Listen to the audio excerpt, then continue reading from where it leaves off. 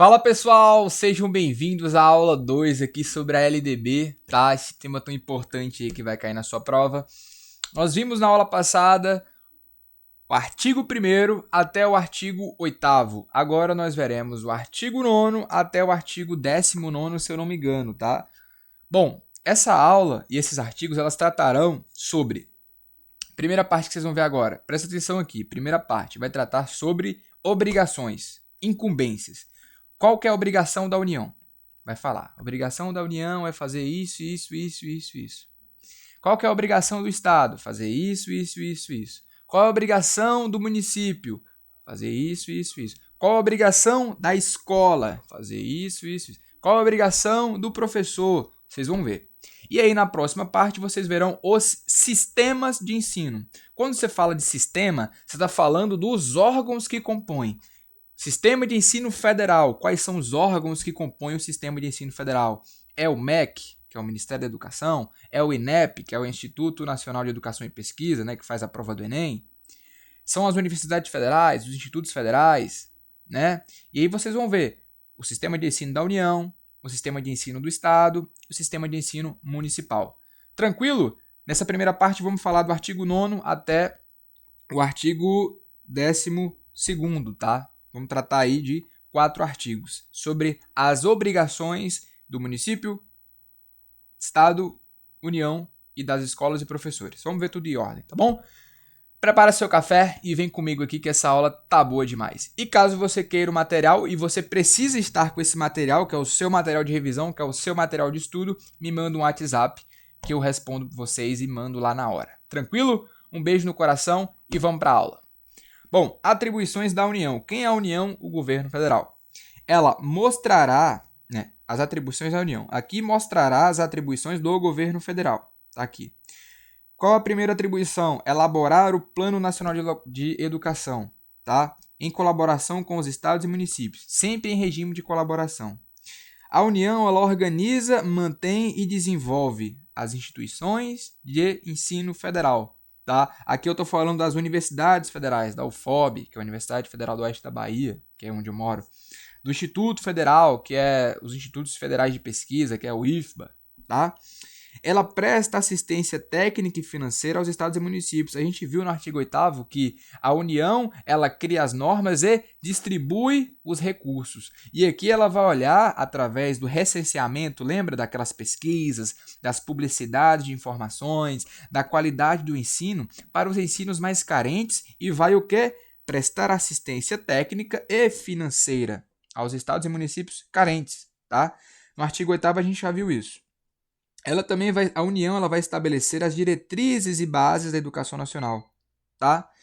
O que é diretrizes e bases da educação nacional? Cara, lembra lá do Conselho Nacional de Educação? Ele que define as diretrizes curriculares nacional, tá? Quem faz isso? O Conselho Nacional de Educação. Mas vocês viram lá que o Conselho Nacional de Educação, ele faz parte da União. Por isso que aqui está tratando, ó, estabelecer diretrizes e bases da educação nacional. Quando eu falo para vocês estudarem em ordem, para vocês confiarem na sequência das aulas, é por isso, porque muita coisa se repete. Agora, por que as pessoas acham que estudar a lei é difícil? Porque elas querem decorar, elas não querem entender. O professor, ele quer trazer a lei seca para você e achar que você tem a obrigação de decorar aquilo.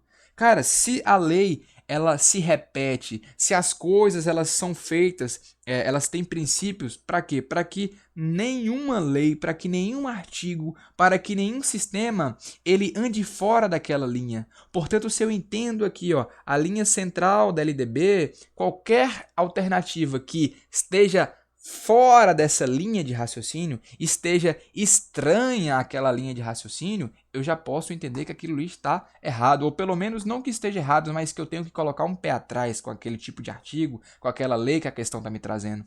Então, estabelecer diretrizes e bases da educação nacional. Ela vai coletar, analisar informações sobre a educação. Lembra que eu falei que ela recensia, ela faz as pesquisas para poder fazer o planejamento educacional? Aqui o artigo não está repetindo tudo isso. Tá? A União ela vai assegurar a aplicação de exames nacional, que nem o Enem. Ela vai autorizar, avaliar, supervisionar cursos em instituições de nível superior federal. falou em universidade federal, ou seja, universidade, que é o ensino superior privado, falou ensino superior privado, falou em fiscalização, autorização e avaliação pela União. É a União que cuida das universidades privadas, tá? Universidades privadas. Quem desenvolve o regime de colaboração Perdão, vou repetir. A União ela é incumbida de desenvolver, em regime de colaboração, as diretrizes e procedimentos para alunos com altas habilidades e superdotação. Temos aqui o último tópico, artigo 9º, agora vamos para o artigo 10º, tá? As atribuições do Estado agora. Primeira coisa, o Estado ele executará o Plano Nacional de Educação, PNE. Quem elabora o PNE, a gente acabou de ver. A União elabora o PNE, Plano Nacional de Educação. O Estado ele vai executar este Plano Nacional de Educação. Porém, com base nele, ele pode criar seu próprio plano de educação. Lembra? Regime de colaboração. Ele pode criar o seu próprio plano de educação, desde que esse plano ele converse diretamente e respeite o plano estabelecido pela União, que é o Plano MOR, tá? O Estado ele vai autorizar, avaliar e supervisionar cursos e instituições privadas do ensino estadual, tá? Ele vai autorizar, avaliar e supervisionar as instituições estaduais, tranquilo? É a UNEB, tá? São as escolas de ensino médio estadual que tem aí no seu bairro. Quem autoriza? Estado. Perceba, sempre que falar de Universidade Federal, Instituto Federal, quem autoriza, avalia é a União, o governo federal. Se falar de universidade estadual, de escola de ensino médio, que geralmente é o Estado, aquelas escolas modelo, é sempre o Estado, tá? Agora, uma coisa importante. O Estado, ele é incumbido, tá, de assegurar o ensino fundamental. Porém, ele tem que oferecer com prioridade o ensino médio. É prioridade do Estado ofertar o ensino médio, tá? O governo Jerônimo, que é um governo que eu não gosto, não é que eu não gosto, tá? Não vou nem falar de política aqui. Mas esse governador, vamos ser justos, cara, esse cara distribuiu escolas pra dedéu aí, tá? Essas escolas modelo, inaugurou várias escolas modelo, tá? Escolas de quê? De ensino médio. Então, o governador da Bahia, ele cumpriu, né? Ele cumpriu essa prioridade de oferecer e ofertar as escolas de ensino médio. O Estado, ele não assegura o ensino fundamental? Ele assegura. Só que a prioridade é o ensino médio. E quem tem prioridade de garantir o ensino fundamental? Quem tem prioridade de assegurar o ensino fundamental é os municípios. É atribuição do município ofertar a educação infantil, mas é prioridade dele garantir a educação fundamental. Ou seja, a educação infantil aqui, que é a creche e a pré-escola,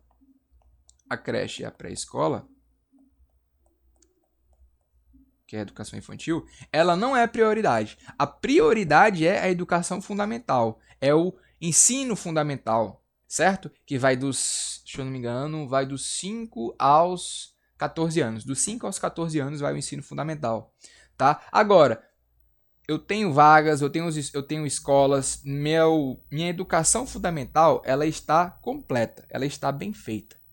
Agora sim, eu posso olhar para a educação infantil. Por quê? Porque a minha prioridade ela já foi estabelecida, tá? Bom, agora as atribuições da escola. Artigo 12º, as atribuições da escola. A escola ela deve comunicar ao Conselho Tutelar o nome dos alunos que apresentarem uma quantidade de falta de 30% acima do permitido. Vamos olhar nas próximas aulas qual é a quantidade permitida que você pode faltar. Se você olhar para a quantidade permitida que está estabelecida, a quantidade permitida de faltas, vou dar um exemplo, é 50 faltas, exagerei. Se eu excedo 30% da quantidade de faltas, ou seja, 30% de 50 é 15, né? Então 50 mais 15, 65. Se o permitido é 50 e eu tenho 65 faltas, ou seja, 30% acima do que é permitido, eu não vou ser nem mais reprovado, eu já vou ser mandado para o Conselho Tutelar. Por quê? Porque ele vai ter que investigar o que é que está acontecendo na vida desse aluno. Tá? A escola ela tem que promover a conscientização e prevenção do bullying. Ela tem que estabelecer a cultura de paz. Ela tem que assegurar o cumprimento dos dias letivos e horas estabelecidas. Tá? É a escola que cumpre os dias letivos e as horas estabelecidas. Tá? Os dias letivos, a gente viu que podem ser 200 dias letivos efetivos e as horas-aulas são 800 horas-aula, podendo chegar a 1.000 horas quando? No ensino médio. Tranquilo? A escola ela também tem a incumbência de informar aos pais conviventes ou não o rendimento escolar dos filhos. Artigo 13º. As atribuições do docente, do professor. Lembra, eu fixei aqui alguns verbos: assegurar, executar, prover. Quem faz isso é a escola.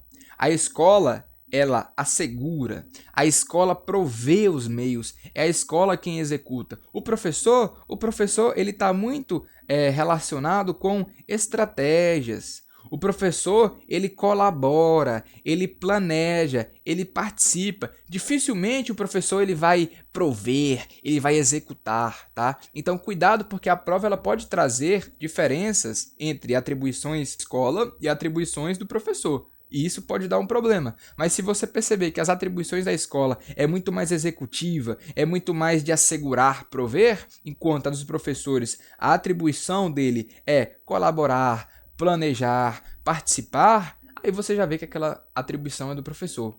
O professor ele só executa uma coisa. Ele executa as estratégias de recuperação. É a única parte ativa, assim, é um termo ativo.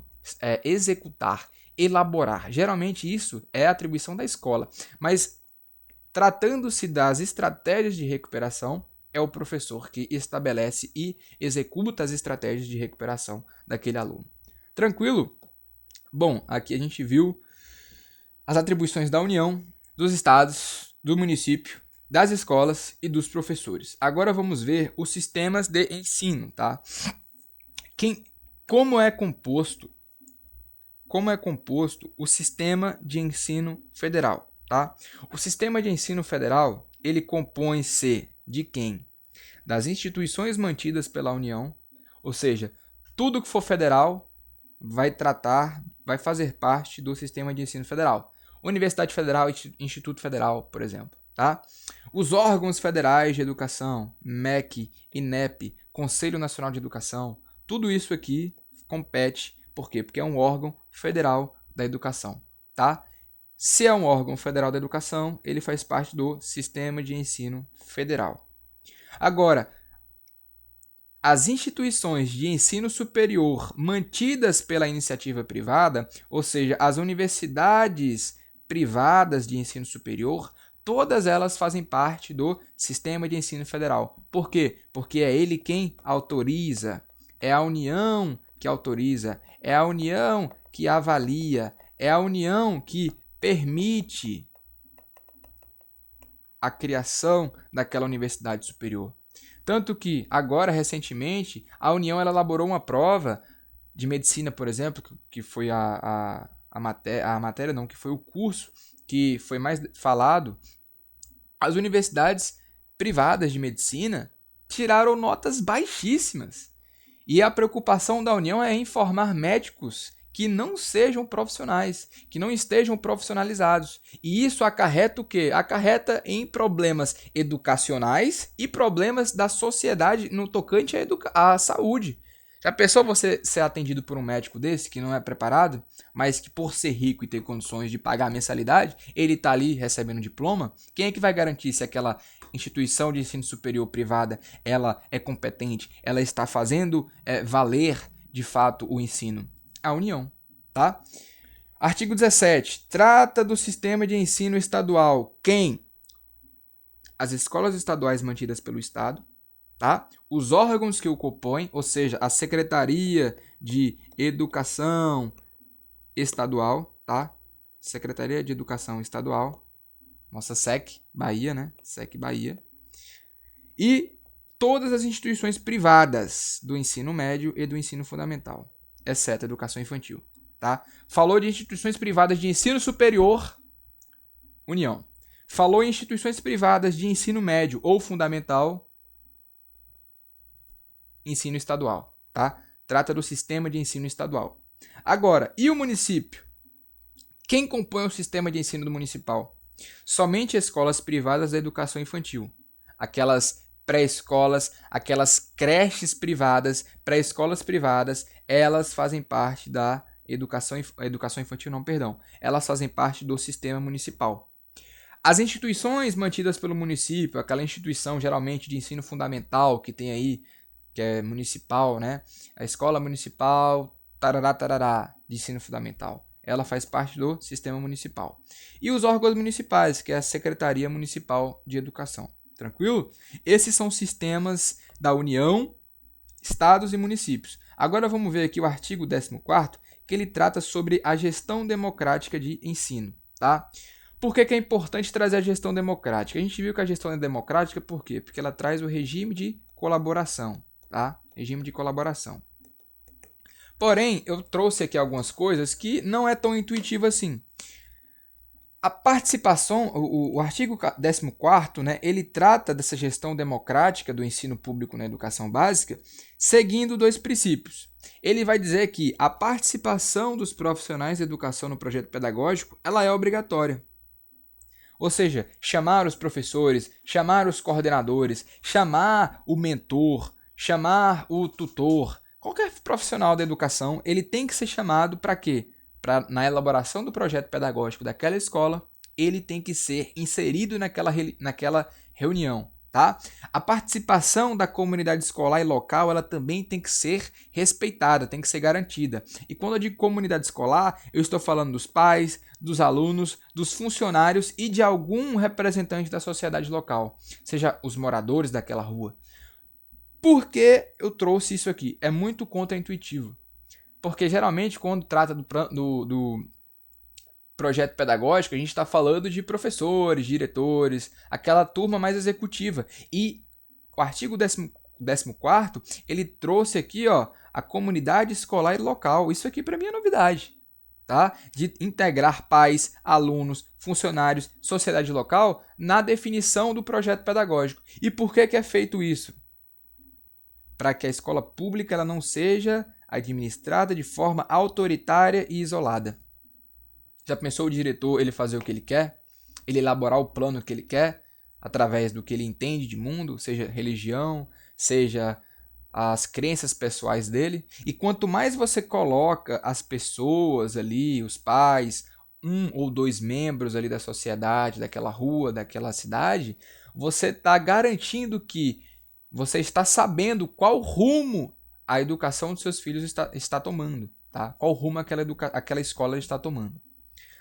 E para trazer isso, eu tenho o conselho escolar. O conselho escolar ele é um órgão deliberativo. Deliberar é debater, é discutir e tomar decisões. Ele vai reunir a direção da escola, ele vai reunir os professores, ele vai reunir os alunos e pais e a comunidade local, visando o acompanhamento da escola. E tem os fóruns dos conselhos escolares. O fórum dos conselhos escolares, ele é a união dos diretores. Então eu pego aqui, por exemplo, vou pegar aqui o município. O município ele tem 10 escolas. Dessas 10 escolas, ele reúne um diretor e um coordenador, por exemplo. Cada escola tem um diretor e um coordenador. Eu pego isso daqui e reúno. Vai dar o quê? Vai dar 20 profissionais da educação. E aqui a gente vai discutir como fortalecer as escolas, como fortalecer o conselho de educação, o conselho escolar. Então, no fórum desses conselhos, o que é um fórum, tá? O fórum ele é justamente essa união dos conselhos, tá? Eles vão discutir como melhorar e democratizar mais ainda esses conselhos. É o fortalecimento desses conselhos. Por isso que reúne geralmente o diretor e o coordenador desse conselho escolar de cada escola, tá? Cada escola tem que ter um conselho escolar. Beleza? Bom, para finalizar a aula, vou trazer aqui os artigos 21º, tá? 22º, 23º e 24º. Beleza? Coisas importantes aqui. O artigo 21º, ele vai tratar da divisão escolar. Só que a gente sabe que a educação escolar, ela divide-se em educação básica e educação superior. A gente viu isso na aula passada, se eu não me engano. O artigo 22º, ele trata das finalidades e objetivos da educação. Nós também já vimos isso em aula. Tá vendo como é importante seguir o itinerário? Muita coisa se repete, pô, não precisa se desesperar, tá? Finalidades e objetivos. Quais são as finalidades da educação? Desenvolver. Desenvolver quem? O educando. Qualificar. Qualificar quem? Para o mercado de trabalho. Promover o quê? Promover a cidadania, conhecer os direitos e deveres. Qual que é o objetivo da educação básica? A alfabetização plena e a formação de leitores. Isso aqui, lá no artigo 2º, trata só sobre a finalidade. Aqui no artigo 22, a gente trata sobre a formação de leitores e a alfabetização plena, que é o objetivo da educação básica. A gente conhece as finalidades aqui em cima. Os objetivos, nós veremos agora. Nós vimos agora. A alfabetização plena e a formação de leitores. Tá? O artigo 23º, ele trata das possíveis organizações da educação básica. Como assim? Como a escola ela vai organizar o seu ano. O mais tradicional é organizar em séries anuais, que é primeiro ano, segundo ano, terceiro ano. Tem os períodos semestrais que são bastante usados no ensino superior, né? Estou no primeiro período da faculdade, no segundo período. Tem os ciclos, que não é muito comum, e tem a alternância regular de estudos. Eu posso organizar os estudos de qualquer ensino, seja superior, fundamental, seguindo esses tipos aqui. Quando eu falo da alternância regular de período de estudos, eu estou falando da aula teórica e da aula prática. Geralmente as escolas técnicas elas têm isso, né? Vamos dividir aqui essa parte, vamos tratar da teoria e depois vamos tratar da prática, certo? Bom, outra coisa que o artigo 23, ou seja, o 23º, ele fala sobre a reclassificação do aluno. Cara, vamos lá, reclassificação do aluno. Reclassificar é o quê? É o ato de classificar novamente. Por exemplo, fazer. Fazer é tomar ação de fazer algo. Refazer é fazer de novo, tá? Quando eu digo reclassificação, lembra, cara, se eu estou tratando de reclassificação é porque ele já foi classificado. Se eu preciso reclassificar ele, é porque está acontecendo alguma coisa. Como é que eu vou reclassificar esse aluno? Eu vou reclassificar ele por meio de uma avaliação para identificar o seu nível. O seu real nível. Isso é cabível quando esse aluno vem de outra escola e eu não sei se ele é um bom aluno ou um ruim aluno. Eu não sei se é um aluno inteligente ou um aluno que tem dificuldade. Eu não sei se quando ele vem do exterior, se ele realmente chega aqui dizendo que ele, eu parei no segundo ano do ensino médio. Eu não sei se isso é verdade, pô. Se ele não tiver os documentos, eu não sei se isso é verdade. Então, aplicando uma avaliação, eu consigo reclassificar ele. Tá? Se o aluno ele demonstra conhecimento superior ou abaixo do que se espera, eu posso reclassificá-lo, eu posso manter ele mais um ano naquele ano, ou eu posso avançar ele de série. Por quê? Porque eu identifiquei, através de uma avaliação, que a reclassificação para aquele aluno é necessária. Tranquilo? A classificação ela é a entrada inicial do aluno. Tá? Geralmente, para você classificar ele, você consegue fazer isso através de documentos. Eu tenho 13 anos... Tá aqui o meu documento escolar da outra escola, eu cursei até o 9º ano do ensino fundamental, tá? E aí sim você classifica ele de acordo com documentos. Isso daqui, a reclassificação, é mais quando tem alguma coisa errada, tá? Bom, calendário da escola. O calendário escolar, ele deve ser adaptado ao clima, à economia e à realidade. De quê? Daquele ambiente, daquela cultura, daquela cidade. Seja o clima muito frio, um clima chuvoso ou um clima quente, seja um lugar onde a economia é boa, onde a economia é ruim, onde a realidade é dura ou às vezes onde a realidade ela é mais tranquila. O calendário escolar ele deve se adaptar a isso. Ele não deve ser refém de nada, desde que ele deva manter e cumprir as horas e dias letivos estabelecidos. Os 200 dias letivos e as 800 horas aula ou 1.000 horas aula se for ensino médio. Tem que garantir isso, tá? Progressão parcial, ela somente é válida em regimes de série e ano. Progressão parcial ela permite que o aluno ele avance mesmo tendo alguma disciplina, mesmo devendo alguma disciplina, tá? Ou seja, desde que haja recuperação da matéria pendente, eu posso passar ele de ano, desde que ele pague a matéria. Isso só é possível em regimes de série e ano. Tranquilo? Artigo 24º traz a carga horária mínima da educação infantil do ensino médio. A gente já viu isso daqui, tá? Aqui, ó, a classificação a gente também viu, tá? Que pode acontecer por meio de promoção, quando ele passa de ano, quando ele bateu as aulas, não ficou de recuperação.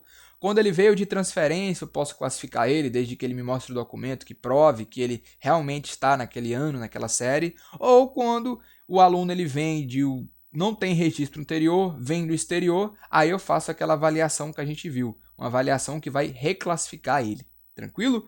Artigo 24º, parágrafo 2º, fala sobre a avaliação do rendimento. Felipe, a avaliação ela deve ser quantitativa ou qualitativa? Eu te respondo, deve ser qualitativa. Não adianta o aluno ele tirar nota boa e ser boçal. Não adianta o aluno tirar nota boa e ter um comportamento cultural ruim. Também não adianta por ele ter notas ruins, mas se eu vejo que ele é esforçado, que ele chega no horário, que ele é aquele aluno que fica ali até o final, que presta atenção na aula, que é um problema específico ali, essa avaliação, ela também conta. Por isso, a avaliação ela é qualitativa, de qualidade.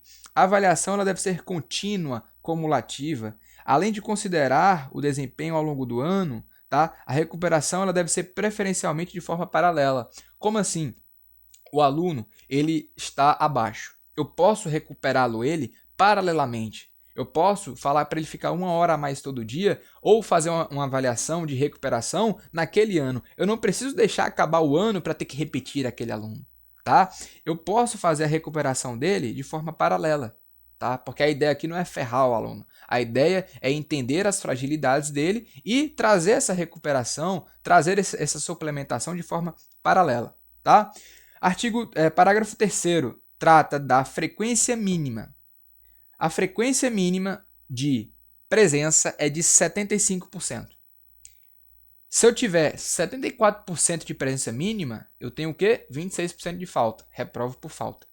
Se eu digo que a frequência mínima em relação às horas letivas e aula de presença ela é 75%, significa que se eu tiver 25% de falta, eu já estou reprovado por falta.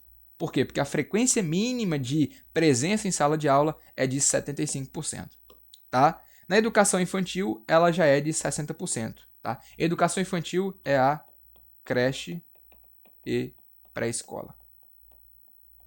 Eu tenho que ter 60% de presença, tá? Boa. Como é que eu posso organizar as classes? Eu posso organizar com alunos de séries diferentes, só que com níveis equivalentes de adiantamento da matéria para o ensino de línguas estrangeiras, artes e outros. Então, matérias não convencionais como português, matemática, história, eu posso chegar assim, pegar pessoas, alunos de séries diferentes, mas que eu enxergo que eles estão no nível equivalente, no nível escolar equivalente, por exemplo, um aluno do 8º ano e do 9º ano, apesar de não estar no mesmo ano, eles praticamente têm níveis equivalentes. Eu posso reunir a galera do 8º ano com a do 9º ano, apesar de terem séries diferentes, eu acredito que eles têm níveis equivalentes, níveis iguais, para tratar sobre que matérias? Matérias de línguas estrangeiras, artes, ensino religioso, esse tipo de matéria. Beleza? E para finalizar, tá? Eu trouxe aqui as disciplinas e as fases dessa disciplina. A arte. A arte ela é um componente curricular obrigatório da educação básica, tá? Inglês. A partir do 6º ano ele se torna obrigatório. Exibição de filmes nacionais. Isso aqui eu nem sabia. A exibição de filme nacional ela é o componente complementar. É complementar, mas é obrigatório. De ter no mínimo 2 horas mensais. Eu preciso todo mês colocar um filme de 2 horas para os meus alunos assistirem. Um filme nacional, tá? Incentivar a cultura, a estética, beleza? Nos ensinos médios e fundamentais públicos, torna-se obrigatório o estudo da história afro-indígena. Públicos, não privados. E o ensino religioso, ele é matéria facultativa. Ou seja, você não é obrigado a ter aula de ensino religioso. Porém, se você optar por ter acesso às aulas, essas aulas ocorrem em horário normal. O pessoal às vezes leva a entender que por ser facultativo o ensino religioso, ele será aquele ensino que você tem que vir aqui no sábado, você tem que vir aqui no horário não convencional. Não. Ensino religioso, apesar de ter a matrícula facultativa, as aulas acontecem em horário normal, como se fosse como qualquer outra matéria, tá? Galera, sobre LDB é isso, tá? A gente viu aí 28 artigos, tá? Cobrindo aí, pelo que eu vi no edital, cara, cobriu tudo, tá? É uma aula densa, é uma aula chatinha, mas se vocês tiverem aqui, ó, este conteúdo aqui, o resumão, tá? Vocês não vão passar aperto, vocês vão ler, reler, decorar, aprender e entender. E vocês viram que muita coisa aqui se repete. Então, sem desespero, vai dar tudo certo. Eu acredito em vocês e principalmente na aprovação de vocês. Seguimos juntos e até uma próxima aula. Muito obrigado.